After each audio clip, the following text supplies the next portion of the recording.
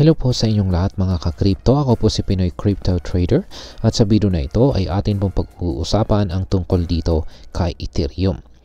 Yan, si Ethereum na ilang araw lang ang nakalipas ay mukhang bumabangon mula sa February downturn. Biglang bumagsak po siya sa $1,900. Dahil dito ay marami pong traders at investors ang nagpanik, nagbenta ng kanilang assets at nagresulta sa malaking sell-off sa buong crypto market. Pero bakit nga ba bumagsak ng ganito si Ethereum? Ano po ang mga dahilan sa likod ng crash na ito? At ano po ang maaaring mangyari kay Ethereum sa mga susunod na araw? Sa video na ito ay pag-uusapan po natin ang mga pangunahing dahilan ng pagbagsak ni Ethereum, kabilang na po ang US recession fears, massive liquidations at saka ETH-backed crypto loan risk. Pag-usapan din natin kung paano ito naka-apekto para sa atin bilang mga Pinoy crypto traders at investors at kung ano po ang maaari nating gawin sa ganitong market conditions. At ayan, bago po tayo magpatuloy ay pakibasa na lamang po ang disclaimer dito sa ibaba ng ating screen. Yan, simulan na po natin sa kung ano po ang epekto ng US recession fears kay Ethereum at sa buong crypto market. Isa po sa mga pangunahing dahilan kung bakit bumagsak ang presyo ni Ethereum ay ang pangamba ng recession sa United States. Kapag may ganitong economic uncertainty, ang mga investors ay nagiging mas maingat at lumalayo sa high-risk investments tulad ng cryptocurrencies. Sa ngayon ay marami pong economic indicators ang nagpapakita na maaaring bumagal ang ekonomiya ng US at ang tinatawag na Trump Recession. Isang terminong ginagamit para ipakita ang epekto ng mga trade wars at saka inflations. At saan ay nagbibigay ito ng negatibong sentiment sa buong financial markets. Dahil dito ay maraming investors ang nagdesisyong ibenta ang kanilang crypto holdings para maprotektahan ang kanilang kapital na nagresulta sa massive sell-off at mas lalong nagpababa sa presyo ni Ethereum. Ngayon ay paano po nag-trigger ang massive long liquidations ng ETH? Ayan, ETH price crash. Bukod pa sa US recession fears, ang pagbagsak po ng presyo ni Ethereum ay sinamahan din ng malaking liquidation sa crypto market. Sa nakalipas po na 24 oras, 24 oras, tinatayang mahigit may $175 million na halaga ng cryptocurrencies ang na-liquidate at halos $30 million dito ay mula kay Ethereum. Ibig sabihin ay maraming traders ang naka-leverage o gumagamit po ng borrowed funds para sa kanilang ETH trades. Ngunit dahil bumagsak po ang presyo, napilitan silang isara ang kanilang positions. Kapag maraming traders ang na-liquidate ng sabay-sabay, nagiging domino effect ito. Mas lalong bumabagsak ang presyo, mas marami pang naliliquidate at mas lumalala ang panic selling sa market. Ngayon ay ano po ang liquidation risk sa mga ETH-backed crypto loans? Isa pang malaking problema na dala ng pagbagsak ng presyo ni Ethereum ay ang tinatawag po na risk ng liquidation sa mga crypto loans na nakakolateral kay ETH. Maraming crypto lending platforms ang nagpapahiram ng pera kapalit po ng Ethereum bilang collateral. Pero kapag bumagsak po ang presyo ni ETH sa isang tiyak na level, mapipilitan po ang borrowers na magdagdag ng collateral o kaya naman ay ibenta ang kanilang ETH holdings para maiwasan ang liquidation.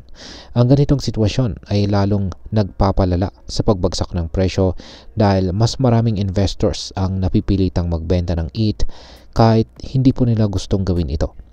At kung magpapatuloy po ang trend na ito, maaaring magdulot ito ng mas matinding market instability sa buong crypto ecosystem. Yan, ngayon ay ano po ang nangyari sa presyo ni Ethereum sa trading charts. Yan, ang kanyang trading charts.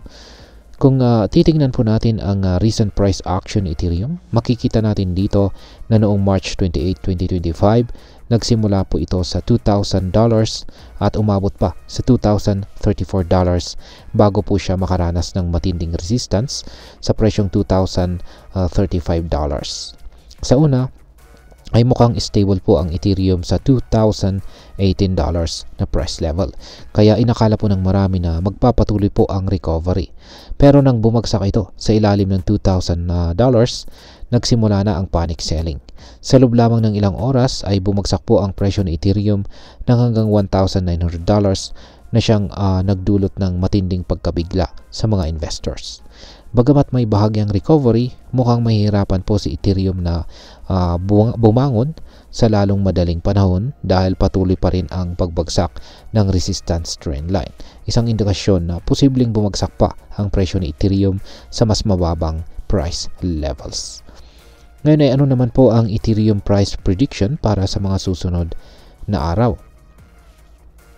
Ngayon, dahil po sa massive sell-off at mahina ang buying pressure, mahirap makita ang isang mabilis na pag-recover ni Ethereum sa ngayon. Ayon po sa technical indicators, may posibilidad na bumagsak pa si Ethereum sa ibaba ng presyong $1,900 kung hindi ito makahanap ng malakas na support. Kung magpapatuloy po ang negatibong market sentiment, maring bumagsak po si Ethereum sa susunod na major support level sa pagitan po ng $1,850 hanggang $1,800. Ngunit kung makakita po tayo ng bullish momentum, maaaring maglaro po ang presyo sa $1,900 hanggang $2,000 na price range bago po ito muling mag-attempt ng isang breakout. Ang magiging direksyon ni Ethereum sa mga susunod na araw ay nakadepende po sa market sentiment, macroeconomic factors at saka investor confidence. At ayan, para po sa atin na nag-i-invest or nagtitrade dito kay Ethereum, ang pagbagsak na ito ay may parehong opportunity at saka risk. Kaya para po sa mga long-term investors, kung naniniwala ka po sa future ni Ethereum, maaring ito po ang tamang pagkakataon para mag-accumulate ng Ethereum sa mas murang presyo. Pero kailangan pa rin natin na maging maingat at siguraduhin po natin meron po tayong sapat na risk management strategies. Para naman po sa mga short-term traders, ang volatility na ito ay maaaring maging delikado, lalo na kung wala po tayong tamang stop-loss strategies. Kung hindi mo alam kung paano i-trade ang ganitong klaseng market, mas mabuting iwasan mo muna ang high-risk leverage trading.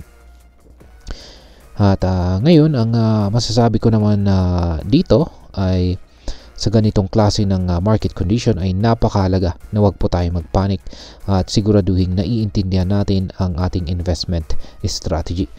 At meron po tayong ilang mga bagay na maaari po nating gawin. Una ay wag po tayong magmadali na magbenta ng ating Ethereum kung tayo po ay isang long-term investor. I-evaluate muna natin kung naniniwala pa rin tayo sa future ni Ethereum. Pangalawa ay gumamit po tayo ng stop loss orders kung tayo naman ay nagtitrade upang maiwasan ang malaking pagkalugi.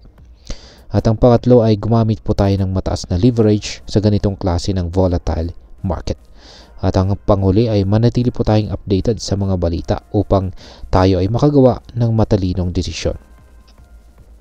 At ayan, ang crypto market ay natural na volatile, kaya dapat tayo ay laging handa at may tamang risk management strategy.